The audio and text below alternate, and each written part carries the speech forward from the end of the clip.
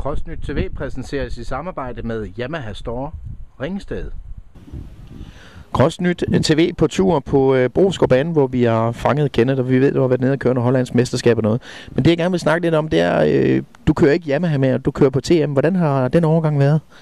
Jamen, det har egentlig gået meget godt indtil videre.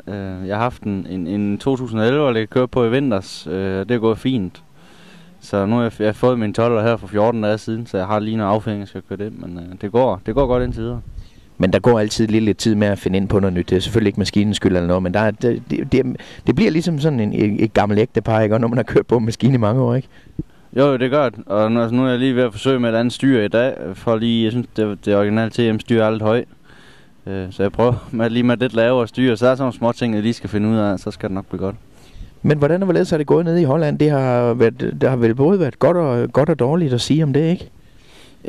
Jo, til den første afdeling var min mål egentlig bare at kvalde ind, eftersom deltagerlisten, det halvt af dem, det var VM-kører. Så jeg kvalde ind, men jeg valgte uheldig at punktere de første heat og vælge de anden heat og slå en skæv foran, så kunne jeg slet ikke styre den i. Som nogen så helst, så gik det op i hat og brætter.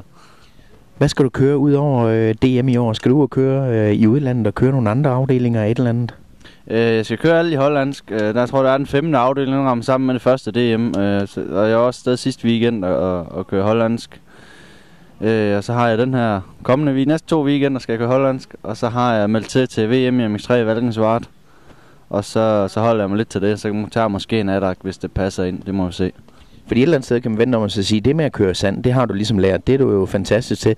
Og du er også blevet bedre til at køre på det hårde. Havde det ikke været måske lidt bedre for dig at køre med nogle løb nogle steder, hvor det var på rigtig hårde baner, så du rigtig kunne få det ind under huden?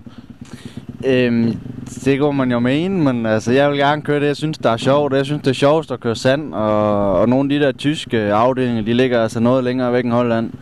Så det skal lige svare sig rent tidsmæssigt og økonomisk, og det passer Holland bedre til mig. Men hvad så med DM? Hvad kan vi regne med at se Kenneth Wam der? Jeg går efter en top 5 igen.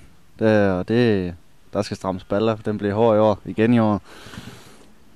Men hvis vi kigger lidt på det, hvem regner du med, at du kommer til at ligge dyst med i DM-feltet? Hvem regner du med, at du er på niveau med der? Det bliver jo en af de samme, som jeg plejer. Det bliver jo Simon Wulff, og jeg håber, jeg kan hænge på Kim Sørensen i år. Mit sidste år var ikke så godt, så jeg håber, jeg lige kan flytte mig lidt, og så presse ham lidt, og så bliver det der omkring.